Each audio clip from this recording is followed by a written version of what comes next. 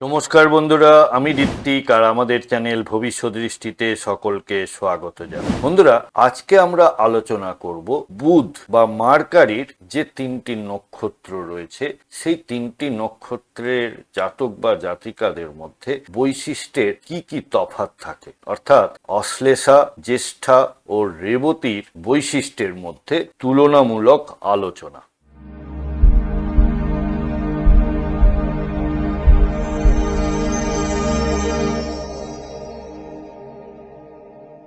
বন্ধুরা, আপনারা যারা আমার চ্যানেলটি অলরেডি সাবস্ক্রাইব করেছেন তাদেরকে জানাই আমার অসংখ্য ধন্যবাদ ও কৃতজ্ঞতা। যারা এখনো সাবস্ক্রাইব করেননি তাদের কাছে আমার বিনীত আবেদন, চ্যানেলটি সাবস্ক্রাইব করুন এবং পাশে থাকুন। বন্ধুরা, একটা জিনিস লক্ষ্য করে দেখবেন যে আমরা আমাদের রাশি চক্রের একটি গণ্ড বা একটা পার্টের শেষ নক্ষত্র হচ্ছে বুধের, অর্থাৎ অগ্নি, পৃথ্বী, বায়ু, জল। তো জলরাশির শেষ নক্ষত্র হচ্ছে বুধের নক্ষত্র। তাহলে জলরাশি কি কি রয়েছে? কর্কট, বৃশ্চিক আর মীন। অশ্লেষা নক্ষত্র কর্কটের শেষ 13°20' জুড়ে থাকে। প্রতীক হলো কুণ্ডলী পাকানো সাপ, দেবতা সর্প বা নাগ। এবার বৈশিষ্ট্যের মধ্যে অশ্লেষা হলো তীক্ষ্ণ এবং রহস্যময় নক্ষত্র। এর জাতক জাতিকারা অত্যন্ত দূরদর্শী এবং অন্যের মনের কথা বোঝার ক্ষমতা রাখে। এরা ভীষণ ইনটিউটিভ হয়ে থাকেন। এদের মধ্যে এক ধরনের সম্মোহনী শক্তি থাকে। এরা খুব কৌশলী এবং নিজের লক্ষ্য অর্জনে অত্যন্ত সচেতন থাকেন। মনস্তাত্ত্বিক বিশ্লেষণ, রাজনীতি বা গবেষণায় এরা দারুণ সফল হন। তবে সন্দেহ প্রবণতার একটা বৈশিষ্ট্য এনাদের চরিত্রের মধ্যে থাকে। এরপর আসি জ্যেষ্ঠা নক্ষত্র। জ্যেষ্ঠা নক্ষত্র বৃশ্চিক রাশির শেষ 13°20' বিস্তৃত এবং এর প্রতীক হলো ছাতা বা কানের দুল, দেবতা দেবরাজ ইন্দ্র। বৈশিষ্ট্যের মধ্যে জ্যেষ্ঠা মানেই হলো বড় বা জ্যেষ্ঠ।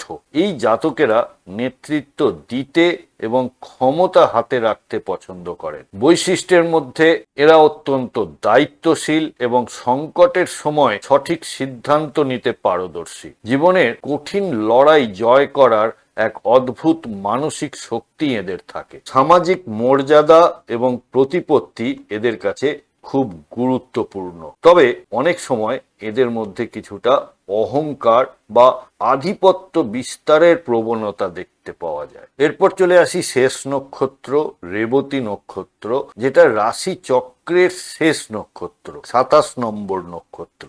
মীন রাশির শেষ 13°20' এটি বিস্তৃত বা অবস্থান। প্রতীক হলো মাছ বা ঢোল, দেবতা পূষা, পালনকর্তা ও পথপ্রদর্শক। মূল বৈশিষ্ট্যগুলির মধ্যে এটি রাশিচক্রের শেষ নক্ষত্র, যা পূর্ণতা এবং আধ্যাত্মিকতার প্রতীক। কারণ কালপুরুষের রাশিচক্রের এটি 12তম ঘরে বা 12তম রাশিতে অবস্থান করছে।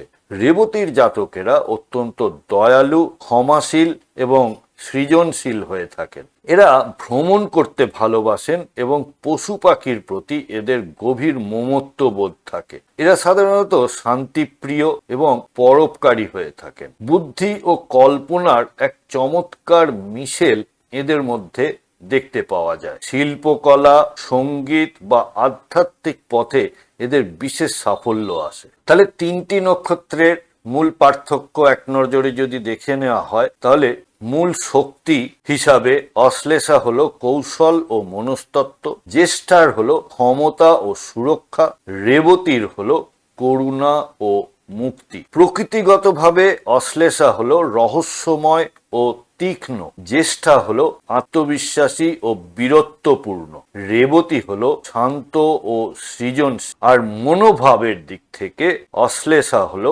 আত্মরক্ষা ও লক্ষ্যভেদ, জ্যেষ্ঠা দায়িত্ব ও কর্তৃত্ব, রেবতী ত্যাগ ও পথ প্রদর্শন। উপদেশ হিসেবে অশ্লেষার ক্ষেত্রে বিশ্বাস করতে শেখা, জ্যেষ্ঠার ক্ষেত্রে নম্রতা বজায় রাখা, কারণ জ্যেষ্ঠা কিছুটা অহংকারী হয়ে থাকেন আর অশ্লেষা কিছুটা অবিশ্বাসের বাতাবরণ তৈরি করে। আর রেবতীর ক্ষেত্রে যে উপদেশগুলি সেটি হলো সীমানা নির্ধারণ করা, অর্থাৎ কতদূর তার গণ্ডি সেটা জানা। তাহলে শেষ করার আগে আর একবার, অশ্লেষা হলো বুধের সেই রূপ যা আমাদের মানসিক সতর্কতা ও কৌশলী হতে শেখায়। জ্যেষ্ঠা হলো সেই বুদ্ধি যা আমাদের প্রতিকূলতার মাঝেও নেতা হিসেবে দাঁড়াতে সাহায্য করে। আর রেবতী হলো বুদ্ধির সেই উচ্চতর পর্যায় যা আমাদের মোক্ষ বা আধ্যাত্মিক শান্তির দিকে নিয়ে যায়। বন্ধুরা, আমাদের এই ডিসকাশনে কোনো পার্টিকুলার চার্ট ধরে বা গ্রহের অবস্থান ধরে কিন্তু কোনো কথা বলা হচ্ছে না। আপনার কোনো হাউসে যদি সমস্যায় থাকে বা জীবনে কোনো ধরনের সমস্যার সম্মুখীন হন, তাহলে আপনারা ভবিষ্যৎ দৃষ্টির সাথে যোগাযোগ করতে পারেন এবং আমাদের কাছ থেকে আপনারা কনসালটেশন নিতে পারেন। আপনাদের ন্যাটাল চার্ট বা গ্রহগত অবস্থান জন্মকালীন, তার সাথে দশা অন্তর্দশা এবং আগামী দিনের যে ট্রানজিট এবং তার প্রভাব, এই সব মিলিয়ে আপনারা একটি রেজাল্ট বা সলিউশন আমাদের থেকে পেতে পারেন। কন্ট্যাক্ট নাম্বার এবং ওয়েবসাইট এবং চেম্বারের অ্যাড্রেস সবই দেওয়া হলো, আপনারা সময় মতো যোগাযোগ করতে পারেন।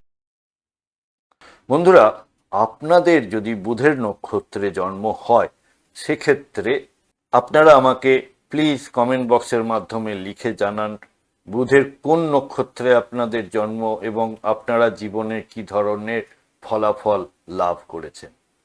বন্ধুরা, যদি ভিডিওটা আপনাদের ভালো লেগে থাকে তাহলে অবশ্যই লাইক, কমেন্ট, শেয়ার করবেন। সাবস্ক্রাইব না করে থাকলে আবারও আবেদন করছি, সাবস্ক্রাইব করুন। সাথে থাকার জন্য অনেক ধন্যবাদ।